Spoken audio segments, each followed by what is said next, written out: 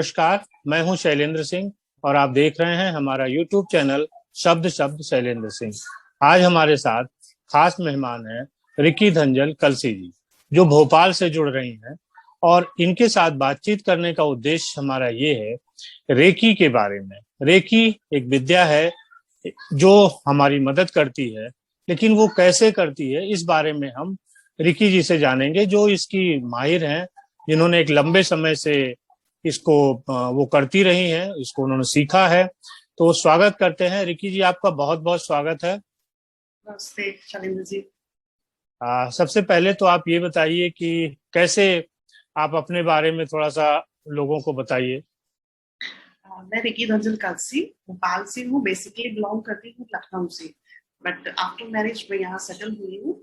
मैं एक reiki grand master हूँ, साथ में मैं क्रिस्टल थेरेपिस्ट भी हूँ, पास्ट लाइफ रेग्रेशन, एक प्रोफेशनल हिप्नोटिस्ट हूँ और एक ऑरा रीडर हूँ। ऑरा स्कैन करती हूँ। मेरे को 19 इयर्स हो गए इस फील्ड में। 2003 से मैंने ये स्टार्ट किया था। मैं एक सर्टिफाइड हीलर हूँ, स्पिरिचुअल हीलर। उसमें काफी तरीके की मोडालिटीज मेरे पास है रेकी की तरह ही, बट अभी जो प्रोफेशनली मेरा कर रही हूँ मैं जो वर्क, वो रेकी पे कर रही हूँ। 19 इयर्स के एक्सपीरियंस से करते करते आज मैंने 2000 से ज्यादा लोगों को हील किया है और उनको साथ में मैं ये कोर्सेस भी करा रही हूँ। जी। तो ये रेकी क्या होता है, थोड़ा सा इसके बारे में हम लोगों को बताइए। रेकी एक जापानीज वर्ड है। जापान की थेरेपी है ये, और इसका मीनिंग है, रे को अगर हम अलग करें रेकी को, तो रे का मीनिंग होता है यूनिवर्स, यूनिवर्स ब्रह्मांड, है ना। एंड की का मतलब होता है लाइफ फोर्स, एनर्जी। हमारी खुद की जो एनर्जी, जो यूनिवर्स में एनर्जी है, उनको कलेक्ट करके, उस life universal life force energy को कलेक्ट करके उसके थ्रू हीलिंग करना। ये एक हीलिंग प्रोसेस है जिसमें हम बॉडी, माइंड एंड सोल तीनों पे वर्क करते हैं। कभी कभी आपने देखा होगा कि कई लोग टेस्ट कराते हैं बट उनको कोई रिपोर्ट नहीं आती है, नेगेटिव रिपोर्ट्स होंगी उनकी, कुछ भी उनको डायग्नोज नहीं होगा। तो वो होता क्या एग्जैक्टली, हमारी बॉडी एक मेंटल बॉडी होती है, एक स्पिरिचुअल बॉडी होती है और एक फिजिकल बॉडी। मोस्टली लोग अपनी फिजिकल बॉडी का ट्रीटमेंट कराते हैं, अपनी मेंटल एंड स्पिरिचुअल बॉडी पे फोकस नहीं करते। एक हमारी एस्ट्रल बॉडी पे होती है, उसमें 7 चक्रास होते हैं हमारी बॉडी में। 7 चक्रास हमारी बॉडी के ऑर्गन्स के साथ, हर ऑर्गन के साथ, हर ग्लैंड के साथ, ग्रंथियों के साथ कनेक्टेड होते हैं, हार्मोन्स के साथ कनेक्टेड होते हैं, फीलिंग्स, इमोशंस हमारी पास्ट लाइफ से कनेक्टेड होती हैं।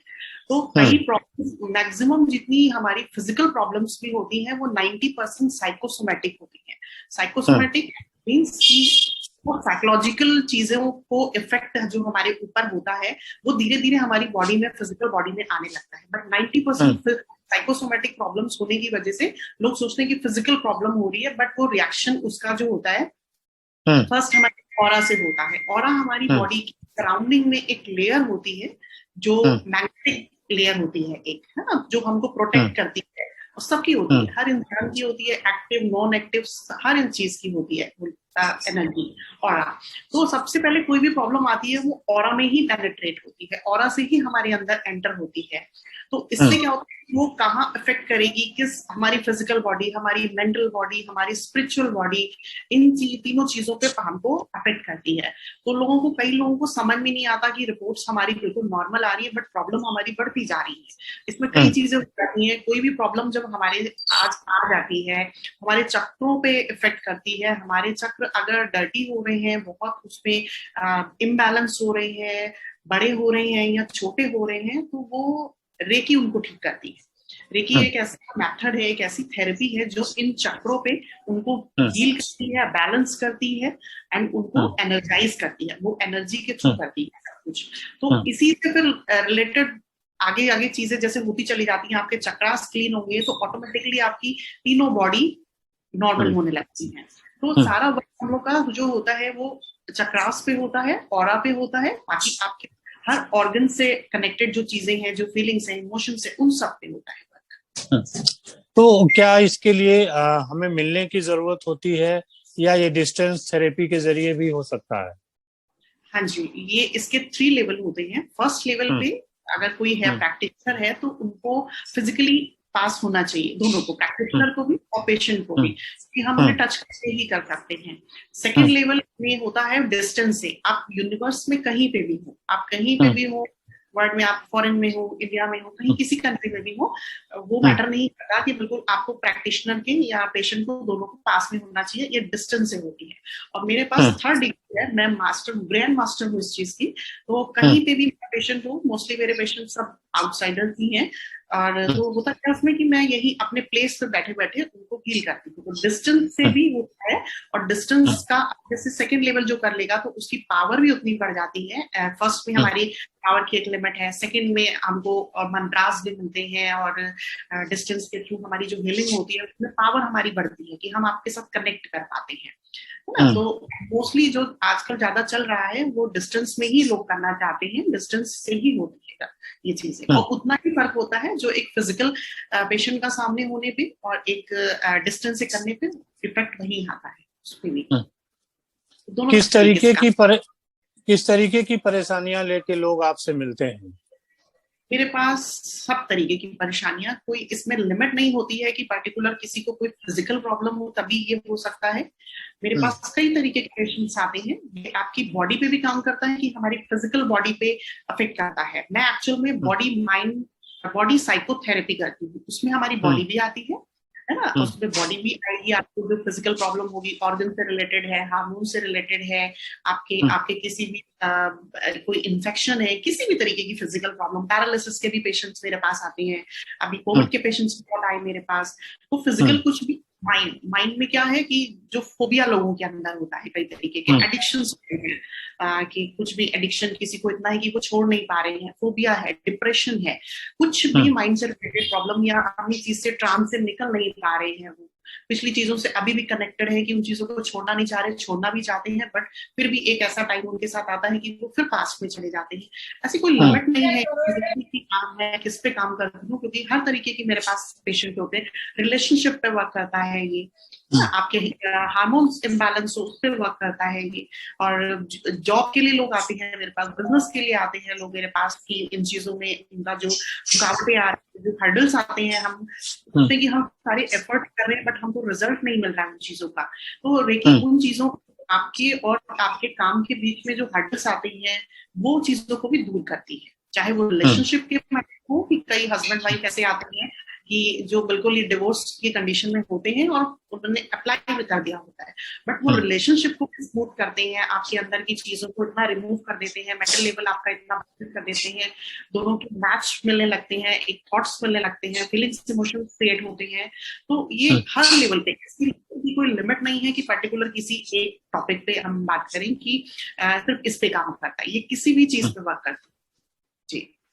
अच्छा, कोरोना के समय बहुत सारे जो बीमार लोग थे वो भी आए होंगे आपके पास? जी, अभी मेरे पास मैक्सिमम पेशेंट्स मेरे जो हैं वो नॉर्मली जो चलते आए हैं, उसमें रिलेशनशिप भी है, फिजिकल मेंटल सब तरीके के पेशेंट्स हैं। बट अभी कोविड टाइम पे इस साल अभी तक मैंने कभी नहीं पेशेंट देखे थे, लास्ट ईयर भी मेरे पास ऐसे कोई पेशेंट नहीं आए थे, बट इस टाइम पे जब बहुत ही क्रिटिकल कंडीशन थी हमारे यहाँ, तो मेरे को कुछ ऐसे लोगों ने कांटेक्ट किया कि जिनको डॉक्टर्स जवाब दे चुके थे कि नहीं अभी ये सर्वाइव कर नहीं सकते, 2-3 आवर्स है मेरे पास या 2 दिन है, तो आप देख लीजिए। तो उन्होंने मुझे कांटेक्ट किया, कभी मेरे पास रात को 10:30 बजे कॉल आ रही, कभी 3:30 बजे कॉल आ रही है, कभी मॉर्निंग में 6 बजे कॉल आ रही है।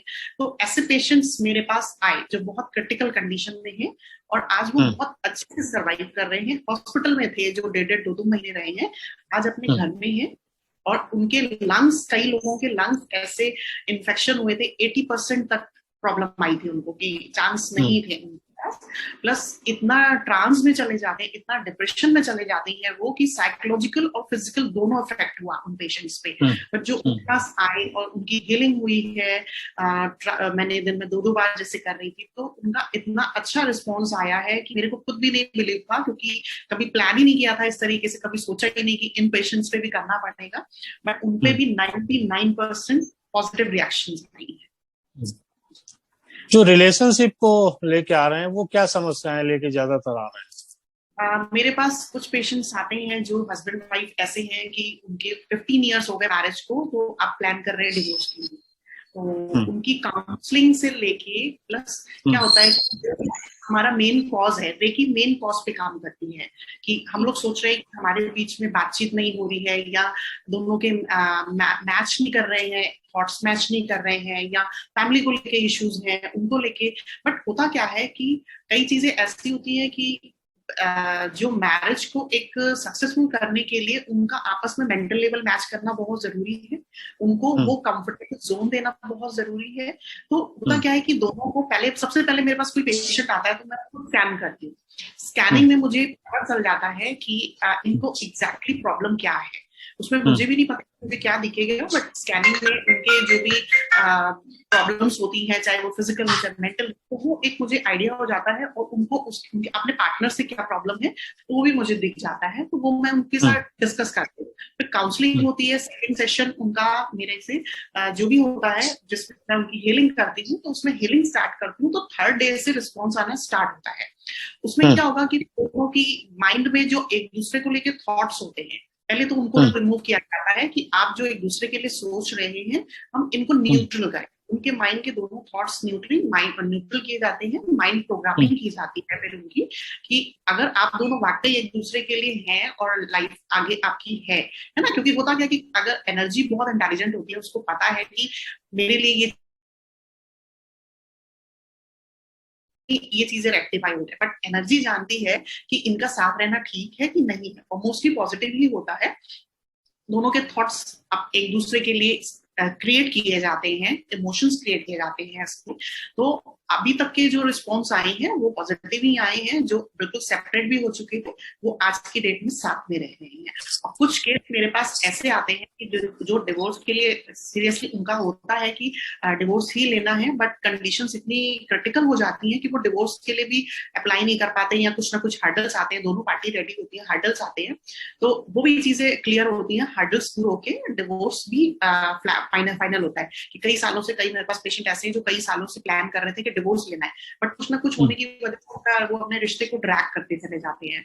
उसमें फिर धीरे धीरे ये हो जाता है कि जो प्रॉब्लम्स थी डिवोर्स के लिए, दोनों पार्टी रेडी होके म्यूचुअल कंसर्न के साथ डिवोर्स के लिए अप्लाई करते हैं और डिवोर्स हो जाता है।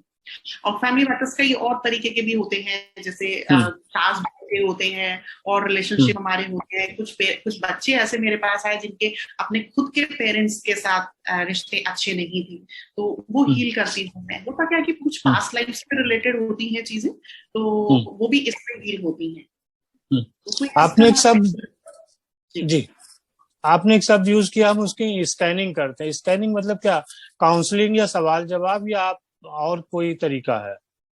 नहीं, पहले तो मेरे साथ ये होता है कि जो भी मुझे कांटेक्ट करता है, क्योंकि मैं डिस्टेंस से ही करती हूँ, तो मुझे उनकी फोटोग्राफ चाहिए होती है, क्लियर फोटो, एक क्लियर फोटो जिसमें वो खड़े हो, उनका ऑरा मुझे दिखे।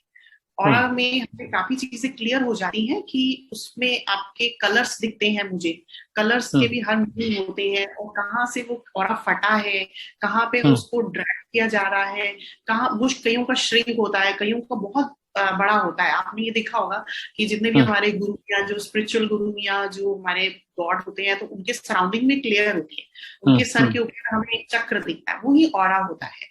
तो जो बहुत स्पिरिचुअल होते हैं उनका ऑरा दिखता है, वो फील होता है हमें। और जो बहुत नेगेटिव हो जाते हैं या फिजिकली जिनको प्रॉब्लम होती है, कई बार हम किसी के साथ बैठते हैं तो हमें अच्छा नहीं लगता है ना, हमें फील होता है कि नहीं हमको उठना चाहिए यहाँ से, तो वहां पे उनका ऑरा बहुत डिस्टर्ब होता है, उनका ऑरा इतना नेगेटिव हो जाता है कि वो खुद भी चाह के भी उस चीज को ठीक नहीं कर सकते। और सब कुछ ऑरा का भी, जैसे हर चीज ऑरा के अंदर आती है, तो आपके अंदर की जितनी भी थॉट्स, इमोशंस, प्रॉब्लम्स, वो सब ऑरा में जाती है, आपके अंदर से निकल के बाहर जाती है। तो फर्स्टली मैं उन ऑरा को देखती हूँ, आपका फोरहेड, आईज, आपके फेस को पूरा रीड करती हूँ, उससे मुझे आइडिया हो जाता है कुछ अपना। एक मैं जो मेडिटेशन करती हूँ अपने, जब बैठती हूँ हीलिंग के लिए, तो जिस जोन में होती हूँ उस जोन में मैं आपको लेके विजुअलाइज करके काफी चीजें मेरे सामने आती हैं, मुझे दिखती हैं वो चीजें, क्योंकि 19 साल से मैं इसी फील्ड में हूँ, तो मुझे बहुत सी चीजें गॉड गिफ्ट हुई हैं। तो जो मुझे नहीं भी देखना चाहूँ तो मुझे कभी कभी खुली आंखों से भी दिखती है कुछ, मुझे मिलता जाता है। आपसे रिलेटेड क्या डेटा मुझे मिलेगा, वो मैं जब मेरे से क्लाइंट डिस्कस करता है, मुझे जो दिखता है, फिर मैं उनको फोन करती हूँ, उनसे बात करती हूँ कि मुझे ये चीजें आपकी दिखी। कुछ तो ऐसी होती है कि जो फ्यूचर में होने वाली होती है, कुछ ऐसी होती है जो पास्ट में हो चुकी होती है, प्रेजेंट में भी चल रही होती है। बट कई बार ऐसा होता है फ्यूचर की चीजें भी मुझे दिख जाती हैं, तो वो आने वाले टाइम में उनको ये चीज पता चल जाती है कि हाँ, ये मैंने उन्हें बताया। फिर उसके बाद मेन कॉज होता है, कोई मेरे पास आया किसी और रीजन से, बट उसका मेन कॉज कुछ और होता है। तो मेन से स्टार्ट किया जाता है हीलिंग करना, काउंसलिंग उसके बाद होती है, एक स्कैनिंग के बाद काउंसलिंग होती है, फिर हीलिंग सेशन स्टार्ट होता है। इस तरीके से करती हूँ मैं। तो ये तो रेकी के बारे में है। बाकी जो आपके और सारी चीजें जो आप बताई थी, उनपे हम एक एपिसोड बात करते रहेंगे, क्योंकि एक बार में एक ही चीज के बारे में पूरी तौर से लोगों को समझाया जा सकता है। जी। चलते चलते एक सवाल ये है कि आपने कैसे सीखा था, और क्या जरूरत थी कि आपने इसको सीखा? जरूरत ऐसी उस टाइम मुझे नहीं लगी थी जब मैंने ये सीखा, क्योंकि मैंने अपने फादर से सीखा है, डॉक्टर कुलदीप अच्छा। सिंह, जो लखनऊ से है। तो वो इसी फील्ड में है, वो भी, उनको भी 25-30 साल हो गए इस चीज में। तो वो घर में किया तो हुआ ही कि चलो पापा इस चीज फील्ड में थे, तो चलो सीखते हैं ना। सीखते उस टाइम मुझे बिल्कुल इंटरेस्ट नहीं था, टू बी वेरी क्लियर, बिल्कुल भी इंटरेस्ट नहीं था। धीरे धीरे मैं कॉर्पोरेट लाइफ में थी, कॉर्पोरेट जॉब में की, एमएनसी में जॉब करती थी। 14 इयर्स मैंने कॉर्पोरेट में रहने के बाद मुझे लगा कि नहीं, अब मुझे कुछ नहीं करना, जॉब नहीं करनी, कुछ अपना प्लान करूंगी। तो उस टाइम पे मैंने इसको स्टार्ट किया। साथ में करते करते मैंने एक अपनी फाउंडेशन भी स्टार्ट की, ऑरा फाउंडेशन के नाम से, इसे इंस्पायर होकर ऑरा से रिलेटेड। उस टाइम मेरा मोटिव यही था कि मैं इस चीज को आगे बढ़ा के, कि एक जो एटमॉस्फेयर है, चाहे वो बच्चों के लिए हो, वुमेन्स के लिए हो, किसी के लिए भी हो, तो उनके लिए वो कुछ करना चाह रही थी उस टाइम। तो उससे रिलेटेड कुछ काम स्टार्ट किए मैंने, वुमेन एम्पावरमेंट एंड बच्चों की, अंडर प्रिविलेज्ड बच्चों के लिए भी ऑरा फाउंडेशन में स्टार्ट किया। बट उससे भी मुझे एक इंटरेस्ट भी क्रिएट हुआ, और मैंने अपने ऊपर, हुआ क्या था कि मैं एक टाइम में मुझे बैक प्रॉब्लम हो गई थी, हार्निएशन की प्रॉब्लम हो गई थी। तो मैं 8 महीने में बेड पे रही। तो मुझे कहा, और मुझे डॉक्टर ने बोल दिया था ये कभी चल नहीं पाएगी, कभी नहीं चल पाएगी, ये मतलब ऐसे ही रहेगी। मेरे फादर को ये चीज बहुत लगी कि कैसे नहीं चल पाएगी, मैं इसको ठीक करूंगा। तो उन्होंने मेरा ट्रीटमेंट स्टार्ट किया, कोई मेडिसिन नहीं, कुछ नहीं, फिजियोथेरेपी चली साथ में ये। और उस 8 मंथ के पीरियड में मैंने अपने आप में पूरी मतलब सारे एक्सपेरिमेंट अपने खुद पे कर लिए कि नहीं, मुझे खड़े होना है, मुझे खड़े होना है। तो करते करते जब मैंने अपने ऊपर जो पूरी प्रैक्टिस की, उस बेड टाइम पे मैंने अपने ऊपर कम से कम नहीं तो दिन में 8-10 घंटे लगाती थी मैं अपने ऊपर मेडिटेशन करना, जो मैं मेरे को समझ में आता जाता था सब मैं करती जाती थी। और उसी टाइम पे मुझे काफी चीजें गॉड गिफ्ट टाइम पे, प्लैनेट से, यूनिवर्स से बहुत सी चीजें ऐसी मिली। फिर मुझे धीरे धीरे लगने लगा कि मेरे पास लोग आने लगे कि मुझे ये प्रॉब्लम है, आप इसको देखो, अगर आप ठीक हो सकते हो तो हमें भी देखो आप। तो मैंने जब धीरे धीरे करना स्टार्ट किया, मुझे बहुत इंटरेस्ट।